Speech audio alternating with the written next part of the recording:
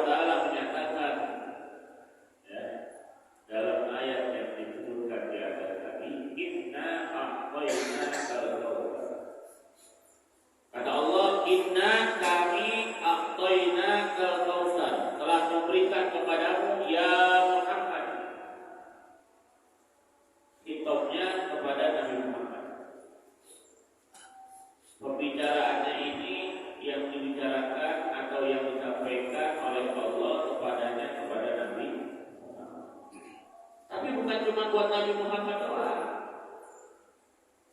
Kadang-kadang hitopnya itu memang untuk seseorang, untuk Nabi, tapi maksudnya adalah buat kita semua umat Nabi Muhammad Sallallahu Alaihi Wasallam. Dalam ayat ini Allah bilang kepada kita, Allah berfirman kepada kita, berbicara tentang Nabi Muhammad. Ya. Sesungguhnya kami telah memberikan kepada engkau ya Muhammad telaga Kautsar. Telaga itu telaga jumlah gelasnya.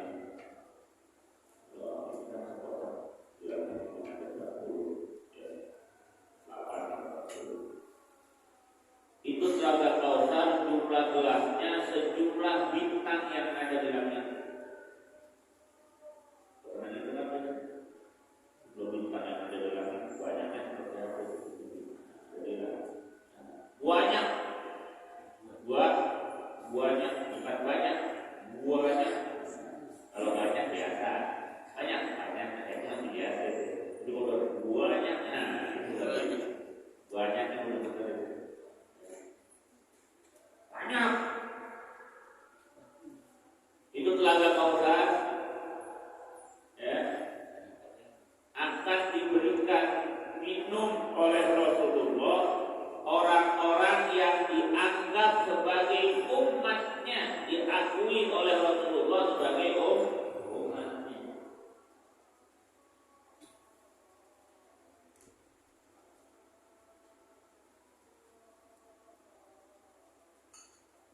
Karena nanti di hari kiamat itu ada orang yang di dunia ada orang di dunia ngakunya umat Nabi Muhammad, Pak. Dia merasa dirinya sebagai umat Nabi Muhammad, tapi nanti di akhirat sama Nabi Muhammad gak diakui sebagai umatnya. Siapa itu orang-orang yang seperti itu? Orang yang ada pemimpin di antara mereka berbuat kezaliman.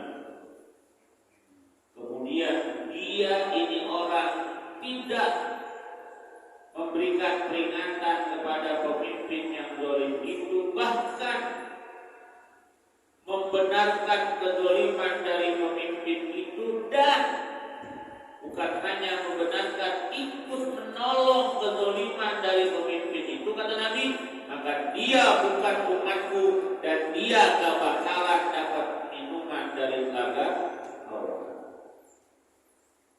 Hati-hati dulu, hati-hati. Kalau ada pemimpin yang zalim, hati-hati biar kita gak termasuk hadis ini. Mau dia terima, mau dia kagak terima, hati-hati. Pemimpin ada di lingkungan paling kecil, RT. Kalau RT buat salah, kasih nasihat. Bukan kita benci sama dia, kita pengen dia jadi orang benar, dia supaya kagak salah. Kasih nasihat. Amin. Dia mau terima, alhamdulillah. Dia kagak terima, tugas kita sudah selesai. Dia paling kecil ya. Naik lagi ke dia mikir, RW kan lagi pada mau pemilihan. Ini udah RT udah dipilih lagi udah. Alhamdulillah. Mana Pak RT-nya? Alhamdulillah. Udah pemilihan baru kan?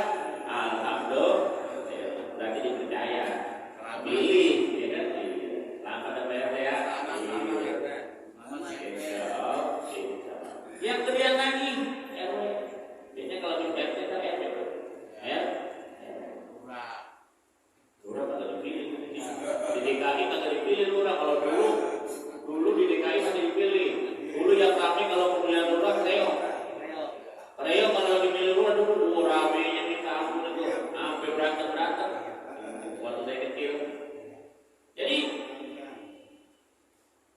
pemimpin dalam bentuk kecil RT, RW, lurah, camat, wali kota, gubernur, presiden.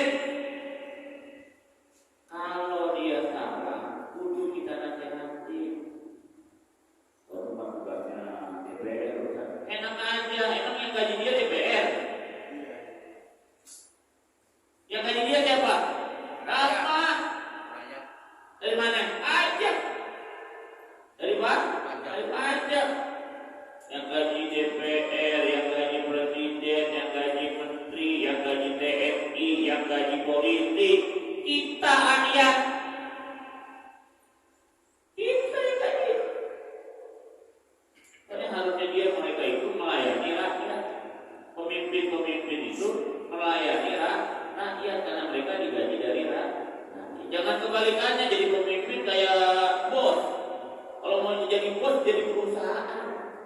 Boleh lu jadi bos karena duit lu sendiri. Ya kan?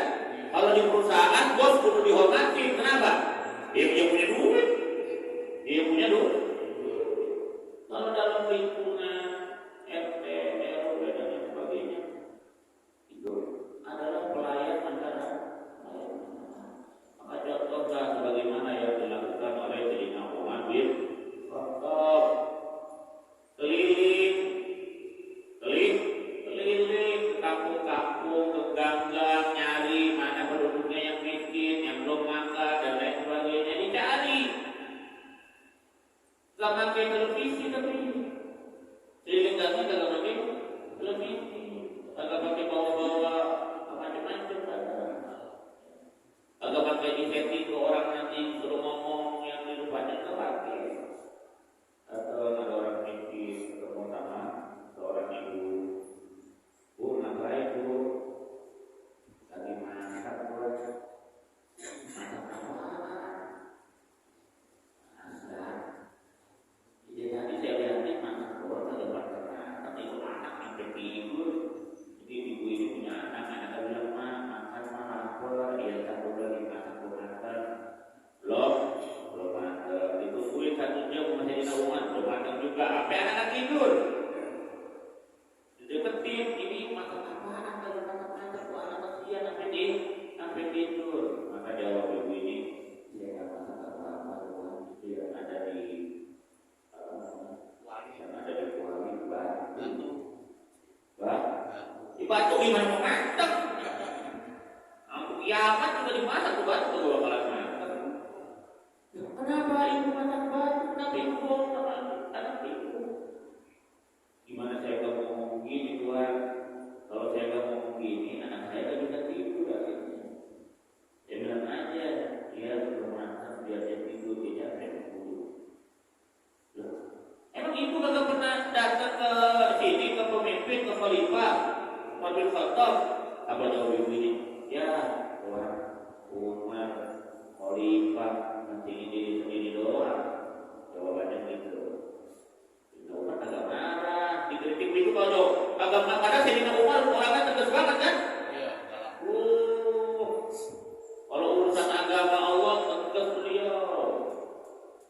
Agama Allah di macam-macam nih, langsung diri dia pedangnya langsung dikeluarin, diikat orang atau macam-macam. Kalau masalah agama Allah, karena ini yang dikritik pribadi beliau, agak marah dia. Oh gitu ya bu, ya itu. Jadi Umar balik ke Baitul Mal, diambil sekarung gandum, dibawa sendiri itu yang dampingin beliau, ajudannya bahasanya gitu kan. Pengen bantuin, kata dia apa? Gak usah, lu mau nanggung dosa gua nanti akhirat. Bosan, gua aja yang bawa sekarang bahasa kita dulu. Biar gua itu tugas gua soalnya sebagai Amirul dibawa kata Bu, ini saya udah bawain. Ibu kan udah capek tadi, saya juga istirahat, saya yang masakin. Kalau nggak kuat kan apa udah ibu istirahat aja. Kita kalau udah masak saya bilang dimasakin sama saya dimasakin. Sampai matang, udah matang tuh ibu bilang ibu bangunin anakku. Istirahat di mana? Anaknya bangun gila makan dengan tahap-tahapnya ibu makan sampai kenyang. Udah selesai, ada Sayyidina Umar. Udah ya bu, ibu udah makan, ini berarti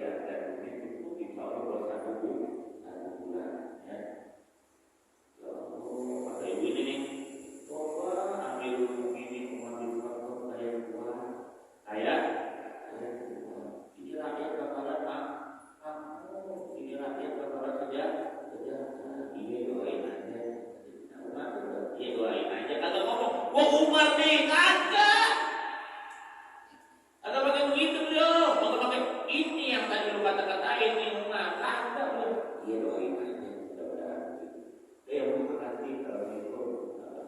Ini yang apa? Ada sabar nih yang apa? Yang jagain beliau ada sabar, yang ikutin beliau ada sabar. Pas udah jalan dibilang nih, Bu, ibu tahu itu Sayyidina Umar itu, Khalifah itu, Abil Mukminin yang tadi kata-katain, oh ibu itu benar, benar. Benar Allah, benar kata Allah. Dimarahin, agak dimarahin. Itu pemimpin yang Jadi kalau ada pemimpin yang salah, kita sebagai rakyat kritik. Bukan kita pengen jelekin dia, bukan. Kita nasihatin dia supaya jadi pemimpin yang benar. Jadi pemimpin kalau berbuat salah dikritik jangan marah. Jangan marah. Misalnya, bukan ada Pak RT, kan jadi kagak ribet namanya kalau ada Pak RT. Ada Pak RT, dia kan kerja bakti ya. Ya Pak RT, dia kerja bakti, Pak RT nya kagak datang. Nah, bukan Pak RT nya, bukan Pak RT nya kagak datang. Kritik ada warga, ya RT gimana sih? Guru kerja bakti kagak datang, gimana sih teh? Jangan marah. Iya maaf, kasih tahu aja alasannya. Tadi nganterin anak ke rumah sakit, karena juga dari lebih. Ada di warga ya kan ya? Warga kritik teh itu jalanan kamu lihat itu dibilang gitu ya. Dikerjain oleh kita. Namanya itu pemimpin melayani masyarakat. Kalau ada pemimpin yang berbuat dolim, berbuat salah, jangan kita benarkan kata Nabi. Apalagi sampai ikut bantuin. Pemimpin buat salah malah dibantuin. Pemimpin di sebuah tempat main judi, tabung ayam, malah dibantuin. Berbuat kejelekan, kezaliman dibantuin. Wah, kata Nabi, itu dia bukan kelompokku dan gak bakalan mendapatkan telaga kau. Singkat cerita, Nabi dapat keistimewaan yang seperti itu yang mana kalau orang minum satu teguk dia gak bakal tahu selama-lamanya. Itu telaga Kautsar, airnya itu ya, airnya itu lebih putih daripada susu dan lebih manis daripada ntar kita minum, amin. Kita dapat minum mudah-mudahan. Berarti kalau udah minum telaga Kautsar, itu alamatnya masuk surga. Alamat masuk. Hadirin yang dimuliakan oleh Allah Subhanahu wa taala. Setelah Allah bilang kepada Nabi Muhammad, "Aku telah berikan engkau telaga Kautsar." Berarti sudah diberikan nikmat. Nanti pelajaran apa kita? Manusia, kalau kalian sudah diberikan nikmat oleh Allah Subhanahu wa taala, fasholli li rabbika wanhar. Maka sholatlah dan berkurbanlah. Setelah kita dikasih nikmat oleh Allah, setelah dikasih nikmat, baru Allah perintahkan kepada kita untuk ibadah. Betul kan? Allah kasih kita nikmat banyak kan? Banyak. Nikmat hirup udara. Kemarin 2021 bulan Juli Agustus, mahalnya alhamdulillah betul. Nanti mau ngambil oksigen itu mahal. Berapa duit? Sekali nafas kalau dihitung berapa duit?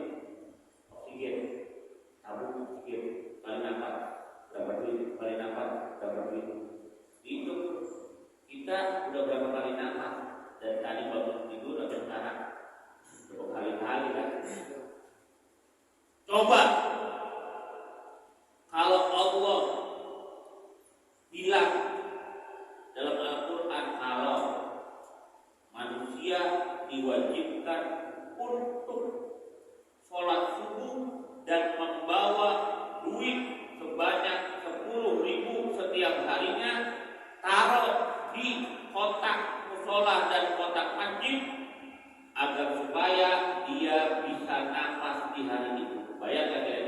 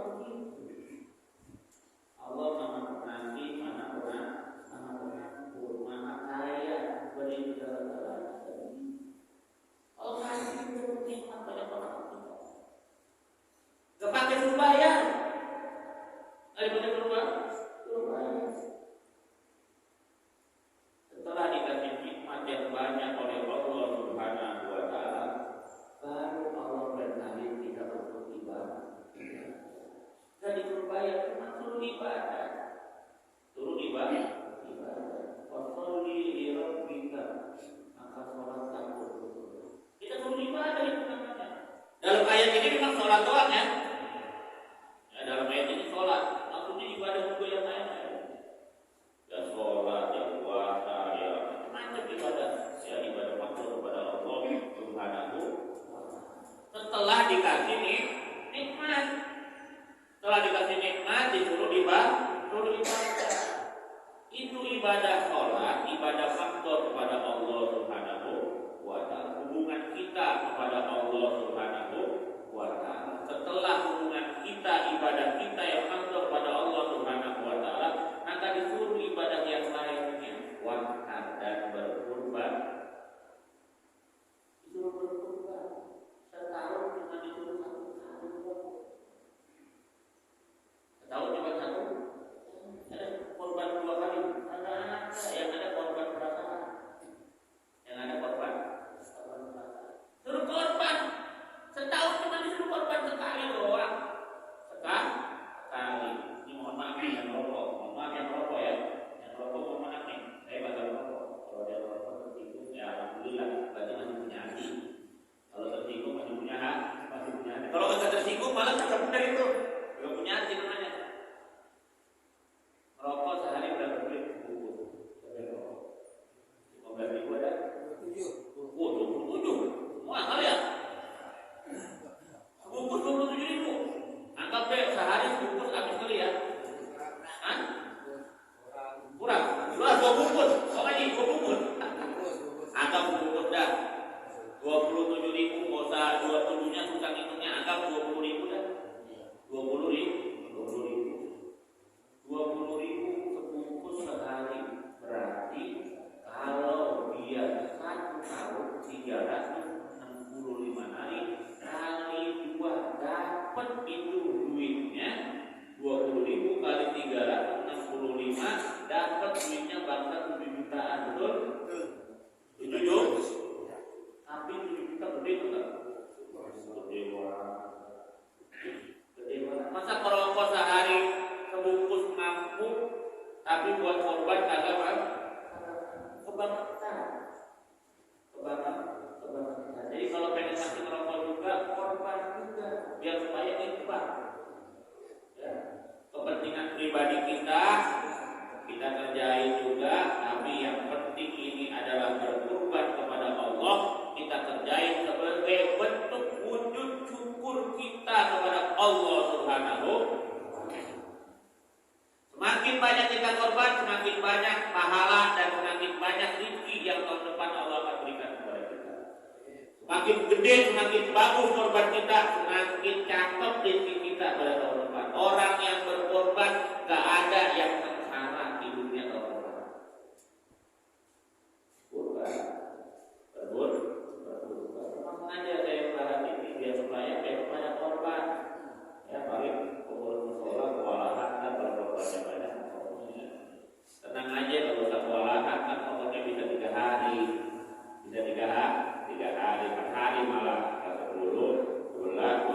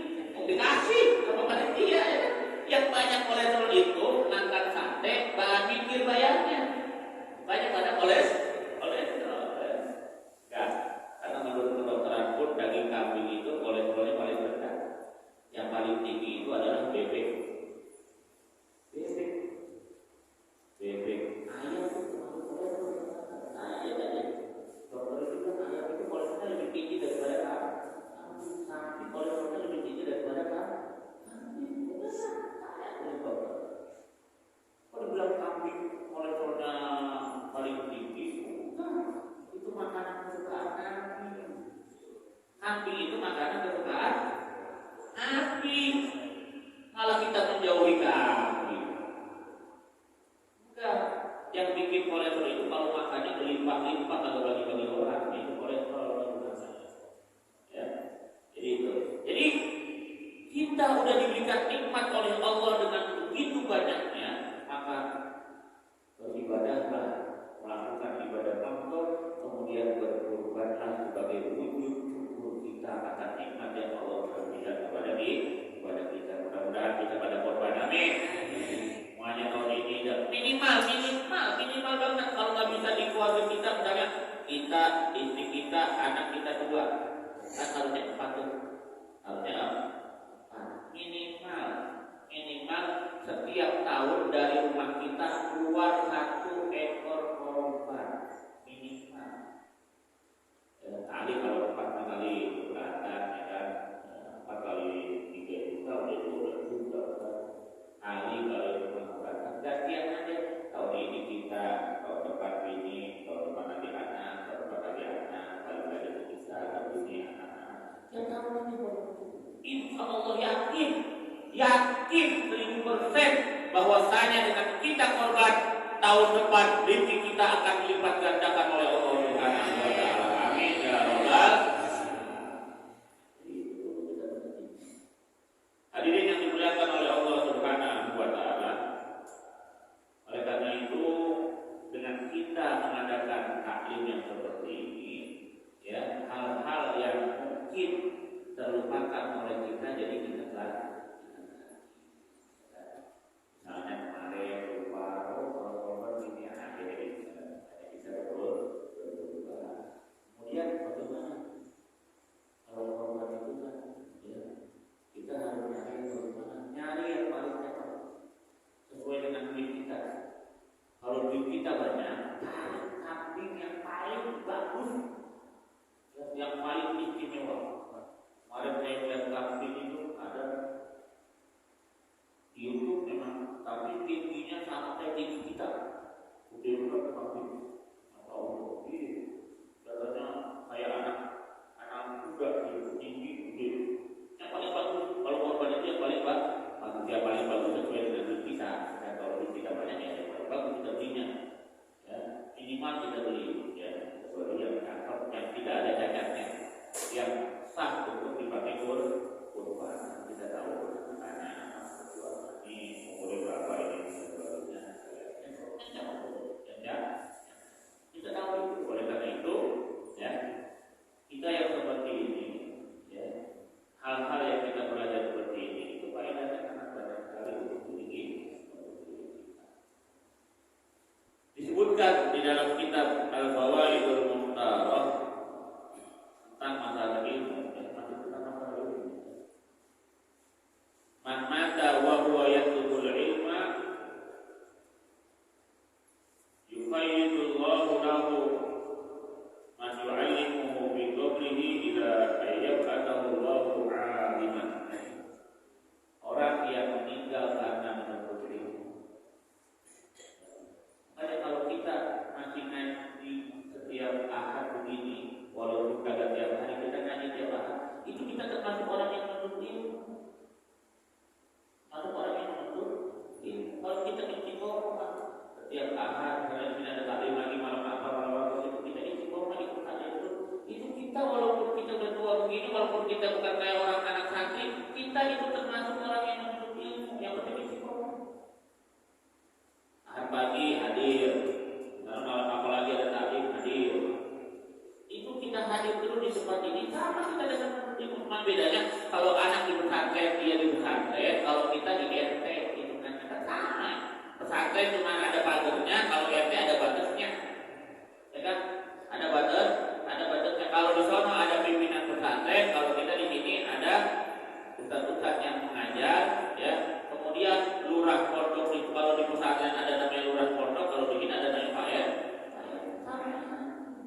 Kalau kita datang sini, ya. Cuma paling bedanya kalau anak pesantren dia bawa kitab, dia bawa pulpen, dia dengerin, dia kata dan sebagainya.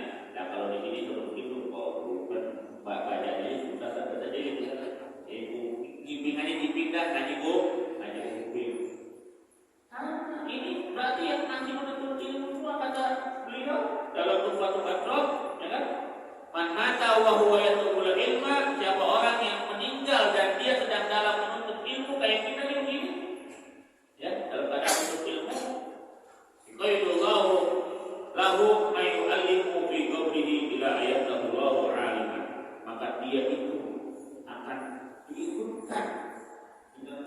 kepada guru-gurunya yang mengajarkan dirinya, dikuburnya sampai dibangkitkan sebagai orang yang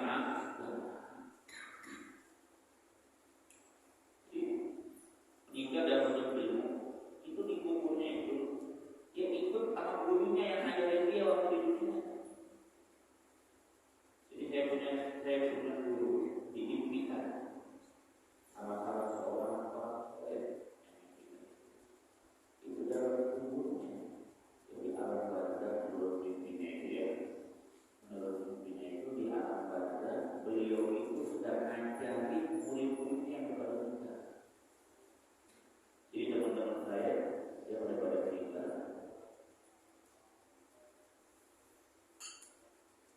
dalam mimpi orang soleh itu, guru saya itu duduk ngajarin murid-muridnya yang kepada kita. Jadi di alam barzah itu masih jadi guru, masih jadi murid. Ada begitu. Kalau dia istiqomah hadir di majelis taklim, nanti dibangkitkan sebagai orang yang alim. Padahal di dunia dia cuma belajar doang, belajar juga jibring, ngaji kuping, tapi nanti dibangkitkan pada hari kiamat sebagai seperti orang alim. Yang mana disebutkan nanti dalam riwayat bahwasanya jarak antara orang yang alim dengan para nabi itu hanya 1 derajat saja. Allah Subhanahu wa taala berfirman, ya Allahu alladziina aamanu minkum walladziina utul ilma darajat. Allah akan mengangkat derajat orang-orang yang beriman dan orang-orang yang berilmu dengan derajat yang sangat tinggi. Kata Sayyidina Abdullah bin Abbas, lil ulama darajatun fawqal mu'minin fi sab'imi'ah darajat. Ulama itu punya derajat lebih tinggi daripada orang awam itu sebanyak 700 derajat yang lebih tinggi daripada orang awam. Orang yang nanti dibangkitkan pada hari kiamat sebagai orang alim, ya, bagaimana tadi disebutkan, siapa itu yang dibangkitkan sebagai orang alim? Orang yang istiqomah menuntut ilmu dan meninggal dalam keadaan menuntut ilmu, maka dia akan dibangkitkan di hari kiamat sebagai orang alim. Maka orang alim ini ulama nanti pada hari kiamat derajatnya lebih tinggi 700 derajat daripada orang awam. Orang awam. Ma baina kullu darajatain masiru bi khamsami'ah. Yang mana di antara satu derajat itu 700 derajat, di antara tingkatan pertama sampai tingkatan kedua itu jaraknya adalah 500 tahun perjalanan akhirat. Maksudnya apa? Bukan berarti menandakan apa? Sangat tinggi derajatnya di hadapan Allah Subhanahu wa taala. Hadirin yang dimuliakan oleh Allah Subhanahu wa taala. Oleh karena itu ada juga sabda Nabi kita Muhammad sallallahu alaihi wasallam, muta'allimun kaslan. Orang yang sedang belajar seperti itu tapi malas-malasan, tapi malas-malasan nih. Gak yang mustahil, gak begitu sungguh-sungguh, malas-malasan.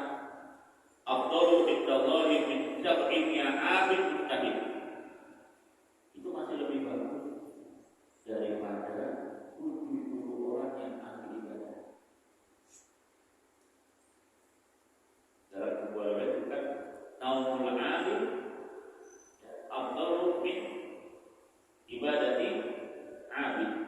Atau kalau Nabi sallallahu alaihi wasallam, tidurnya orang yang alim itu lebih bagus daripada ibadahnya orang yang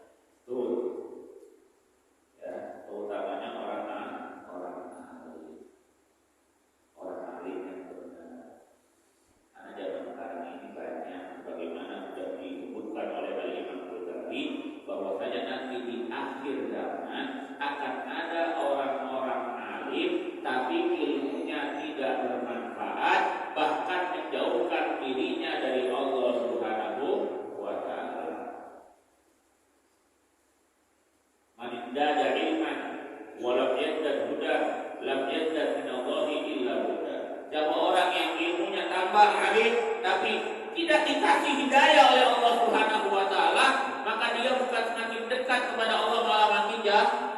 Kok bisa begitu dia? Karena ilmunya kagak dipakai.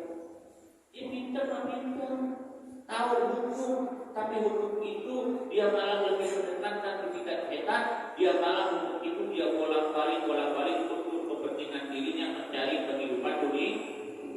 Yang halal dia haramkan, yang haram dia halal. Banyak tak begitu? Orang tua alim baca kitabnya, kalau saya masih lihat dia bisa merem baca kitab. Bisa merem? Kok dia bisa merem baca? Ya apa? Itu bukan berarti dia merem bisa melihat, bukan. Dia hafal. Quran dihafal. Orang bisa baca Quran hafal tapi dia Quran hafal hanya sekedar hafal, tidak sampai ke hati. Lam jadad min Allah illa tanpa kecuali jauh, masih jauh dari Allah Subhanahu. Jadi kalau kita sudah dapat ilmu, kita praktekkan dalam berbagai keadaan dan harus pegang teguh itu ilmu. Jangan goyah oleh. Sudah dibilangin dalam Al-Quran, gak boleh kalau milih pemimpin itu harus pemimpin yang seiman, seagama, yang agamanya Islam. Kalau kita orang Islam, ya pilih pemimpin yang Islam. Kalau orang lain pilih pemimpin kelompok mereka, biarin aja, itu urusan dia, gak ada urusan kita. Kalau kita ngaku sebagai orang Islam, pilih pemimpin yang itu Al-Quran yang ngomong Allah, dia dalam Al-Quran Allah berfirman dalam Al-Quran, kalau kita punya pemimpin itu ini ada pemimpin Islam, pemimpin non-Islam. Ada orang yang dibilang alim, bilang apa? Gak apa-apa, pilih pemimpin yang non-Islam, yang penting orangnya baik. Yang penting orangnya baik. Pak, semuanya. Setiap orang itu kan pasti ada rasa untuk membela agamanya, betul. Jangankan kita, itu preman aja kalau udah Islam yang yang dia ibarat kata sholatnya aja bolong-bolong, tapi kalau udah Islam yang ini nanti sama orang lain gitu kan, udah berperang, saya yakin dia duluan yang pada maju ke depan. Kenapa? Ini kesempatan gua nih buat menembus dosa. Bisa jadi begitu. Mereka nanti ada rasa untuk membela agama. Sama orang-orang yang belain Islam juga pasti mereka akan membela agama mereka masing-masing. Kagak mungkin. Dia bakalan lebih banyak belain agama Islam, kagak bakalan. Kita Islam pasti kita akan bela Islam. Mereka pun akan membela agamanya, membela kepentingan agama. Karena dalam Islam itu pemimpin yang mungkin itu mereka menjamin kehidupan orang-orang yang ini perlu dipahami sama mereka. Kalau dalam Islam itu gak ada perintah untuk membunuh orang-orang yang untuk ibadah, gak ada sama sekali, kecuali mereka mulai duluan. Nah itu beda lagi tuh mah, ngajak berantem soalnya. Dalam Islam gak ada perintah untuk membunuh orang-orang memuti barat, kecuali mereka ngajak duluan. Kalau ngajak berantem masa kita kagak lawan, ngejut amat kan gitu ya. Tapi kan Islam gak ngajarin kita untuk membunuh duluan, kan? Ada. Dalam Islam itu kita rahmatan lil alamin. Jadi pemimpin muslim yang benar ya, pemimpin muslim yang benar, dia bakalan mengayomi semua orang-orang yang beragama di daerahnya, walaupun dia bukan orang Islam. Nah, kita sebagai orang yang memilih diri yang muslim, diri yang ada yang Islam ini apa kalau pilih yang Islam atau pilih yang menolak? Padahal Al-Quran sudah jelas memilih yang ini. Nah ini, oleh karena itu kita belajar yang seperti ini agar supaya pemikiran kita, agar supaya kita Kita tak menyalahkan orang, kita tak mau menyalahkan orang. Tapi kalau ada sesuatu yang salah, perlu kita sampaikan biar supaya jadi benar, biar supaya jadi benar, agar supaya apa? Selamat dunia akhirat. Kita kafir, mereka mungkin hari ini, saat ini masih tergoda oleh bisikan setan, dan mudah-mudahan taubat, mudah-mudahan dapat tidak, dan kita mudah-mudahan istiqomah, lalu kita istiqomah menjalankan perintah Allah, menjalankan perintah Rasul, dan menjalankan apa-apa yang diajarkan oleh syariat agama Islam, agar supaya negeri yang kita cintai Indonesia ini menjadi negeri yang baldatun, thayyibatun, warabun, kalau orang Islam semuanya jalani syariat Islam di Indonesia dengan baik dan benar, ini negeri jadi negeri yang aman, nggak ada korupsi, Pak.